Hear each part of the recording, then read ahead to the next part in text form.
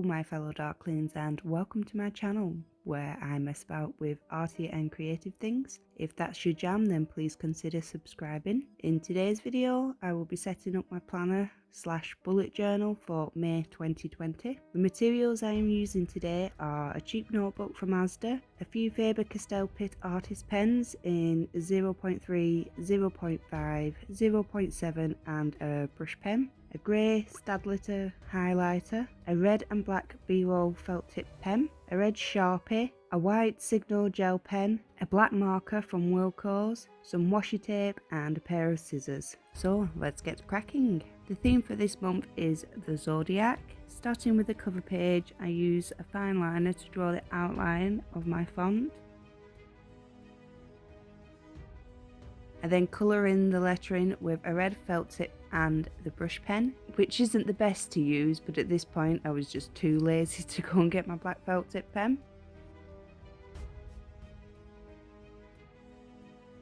I've laid out all of my spreads ahead of time with a pencil, so I'm just going over all of that with a pen.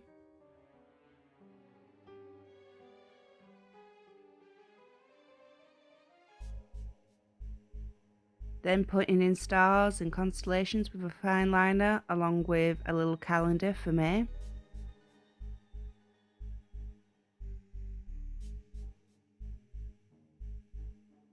Looking at this page now, I think it looks a little plain and a border would have really helped to finish off the page, but hey ho, it is what it is.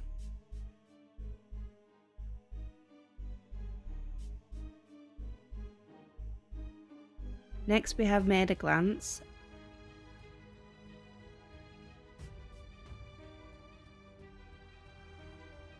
I draw all my boxes ahead of time because no one wants to watch someone drawing boxes.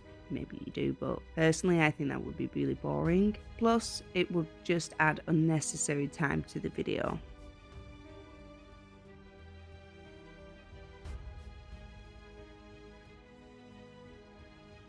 I tape the pages of my note together so I don't have to worry about bleeding or ghosting, and that way I'm free to use any supplies that I like, including Sharpies. Now onto my tracking pages using a scruffy, scratchy font for the sleep tracker, which is just a simple graph, and then some calendars for my daily tracking. This month I will be tracking the days I work, exercise, what days I read on, and what days I spend doing family activities. Sometimes it can be a challenge to get everyone together, especially now I have 2 teenagers who would rather hibernate in their rooms than spend time with us all, so I like to keep a track of how much time we're spending together.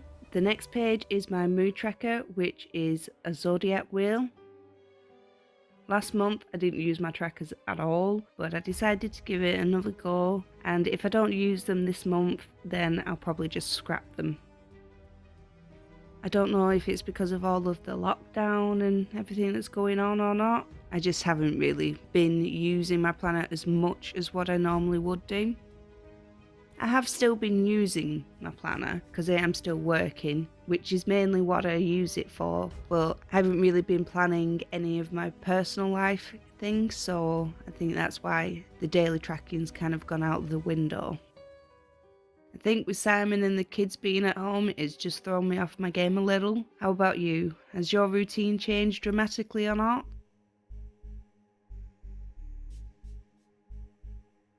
Now onto my Etsy tracking, where I track my sales, visits and revenue. Things have slowed down a little in my shop, but that's to be expected with everything that's going on in the world. I'm still making sales, but I'm only posting out orders once a week. That means my processing time has increased dramatically, which has also had a knock-on effect on sales, because when people order online, they like to get it pretty quickly, and if you're having to wait a week for the item to be sent out, then it could be up to 2 weeks before you actually receive the item that you've ordered. Next we have the budget tracker, which is one of my most useful spreads. This I have actually kept on top of, and it's really helped me to rein in on my spending. In my house I take charge of all the finances, so it's important for me to know where I am at, and with my husband's workplace being closed, it's even more important than ever to keep an eye on things.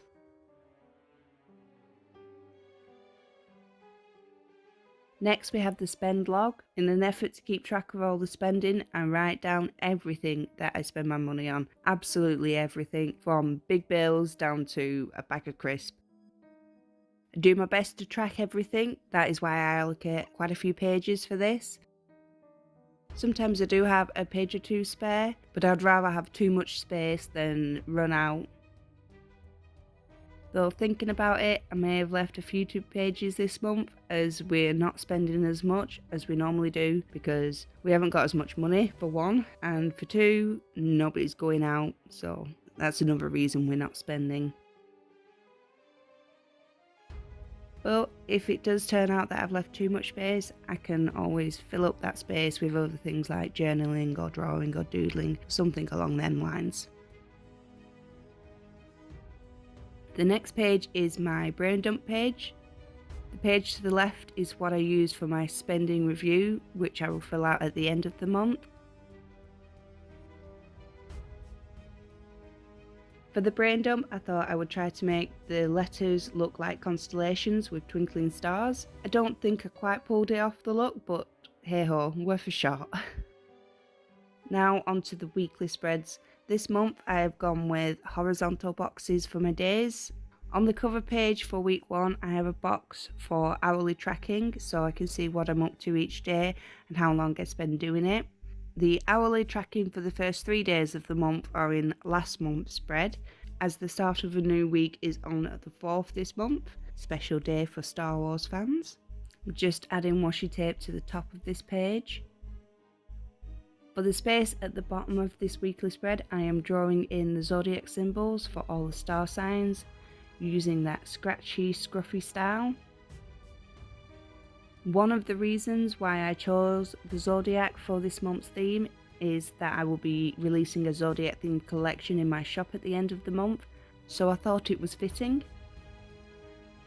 If you would like any information about my shop or my new collection, leave your questions in the comments below.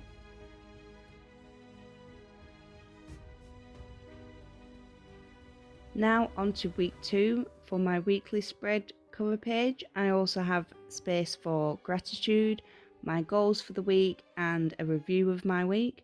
I think it's good to set small goals that help you work towards your bigger goals. What about you? Do you like to set yourself goals, or do you just like to go with the flow? With the space at the bottom of week 2, I am drawing out all of the constellations for each of the star signs. They are probably not totally spot on, but you do get a general gist of what each one looks like.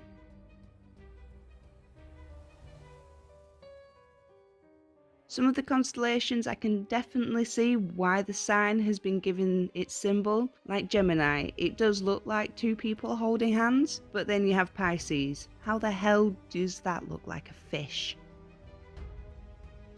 Moving on to week 3, same again as with week 1 and week 2. I like my weekly spreads to be all the same for the month, so I don't change anything till the next month. I also like to have all my weekly spreads laid out at once, as I just find this easier for planning for the month. The other page, I have a space for my word of the week, my meal plan for teas for the week, and a space for my shopping list. In the space at the end of week 3, I have drawn the symbols for the planets and what each of them represent. At some point I might draw up a birth chart. I think it would be interesting to see what it says and if I think it accurately tells me anything about myself. One thing I hate about horoscopes and zodiac signs is when some people try to use their star sign as an excuse for being a certain way. You know, when people say, sorry, I can't help it, it's just because I'm a Sagittarius. No, it's not because you're a Sagittarius, it's because you're a bellend. Now on to week 4, and the other things I track on the weekly spreads is mine and my husband's work hours, days off, etc. And I also track my weight loss. I am hoping that Simon will be able to go back to work soon, but if not, it will just be left blank. I think that not knowing when life will get back to normal is tricky, especially for people who like to plan. As for the weight loss, I won't lie, it's gone backwards. My goal for this year was to lose 3 stone, and so far, I've managed to gain £4. Way to go. So yeah, it's not going great. But I am looking forward to being able to go swimming again once all this lockdown is over. At the bottom of week 4, I filled this space with some basic information on my star sign. I am a Virgo and apparently not compatible with my husband, who is an Aries. However, we have been together for 17 years, so I think we're doing alright. I really love doing this Gothic style font. I think it looks so pretty. I wish I could do proper calligraphy. Maybe I will give that a go at some point. The next page I use for writing out a recipe to try each week. Just trying to get the family to try new things, so once a week I make something we've never had before, and this is the space where I just write out any recipes that I collect. Last of all, I have a calendar spread for planning out content for my VIP group and my email list. To be fair, I was waning a little by this point and did rush this banner. It's a bit of a hot mess, but nah. So that is it. Here is a quick flip through of this month's setup. If you enjoyed this video, please give it a thumbs up, and if you would like to see more videos from myself, then please consider subscribing. I upload every Tuesday at 7 PM UK time. If you have any suggestions of themes for future spreads that you would like to see, then leave your suggestions in the comments below. Thank you so much for watching, and I shall see you next time.